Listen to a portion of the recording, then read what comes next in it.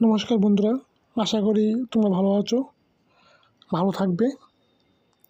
তো আজকে আমি তোমাদের যে বিষয়টা নিয়ে আলোচনা করতে যাচ্ছি সেটা হচ্ছে how to prepare for GRPT 2 exam. অর্থাৎ জিআরপিটি পরীক্ষায় তোমরা কীভাবে প্রিপারেশানটা নেবে। দেখো, বলতে গেলে তুমি আজকে থেকেই প্রিপারেশানটা শুরু করো, আর দেরি করবে না। ভালো করে পড়াশোনা করো, এটা তো করতে হবে। ভালো করে পড়াশোনা প্রিপারেশানটা প্রথমে তুমি কীরকমভাবে করবে? ফার্স্ট অফ অল তোমাকে ত্রিপুরা সব কিছু পড়তে হবে, ত্রিপুরার each and everything. Tripura GK পড়তে হবে, নর্থ ইস্ট পড়তে হবে।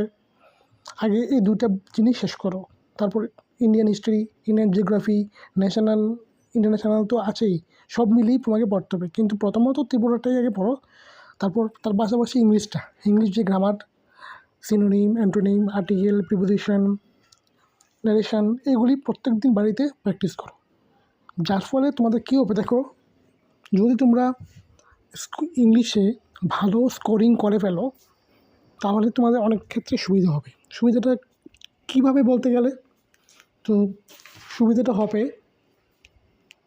আমি যদি বলতে যাই অ্যাজ পার মাই নলেজ,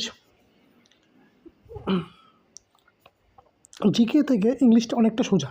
কেননা জিকে সিলেবাসটা অনেকটা বাস্ট সিলেবাস, ইংলিশ সিলেবাসটা অনেকটা স্মল।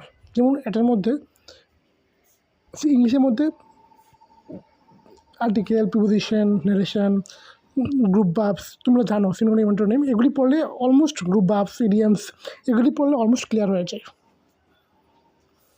ইংলিশটা তোমার সিলেবাসের মধ্যে পড়লে তোমার কমন হোক না হোক, তোমার ভালো হয়, তুমি ভালো একটা স্কোর করতে পারবে। কিন্তু জিকে যতই তুমি পড়তে চাও না কেন, কিন্তু তুমি প্রিপারেশানটা যদি ভালো করে না নাও তাহলে কিন্তু জিকে কভার করাটা, আর জিকে যদি তুমি আগের থেকে না পড়ো, জিকে কভার করাটা অনেকটাই কঠিন হয়ে যাবে। সেই জন্যই বলেছি আমি যে ভালো করে প্রিপারেশান নাও, ইংলিশটা ভালো করে আগে করো, তার পাশাপাশি জিকেটা রাখো, তোমাদের উপকার হবে।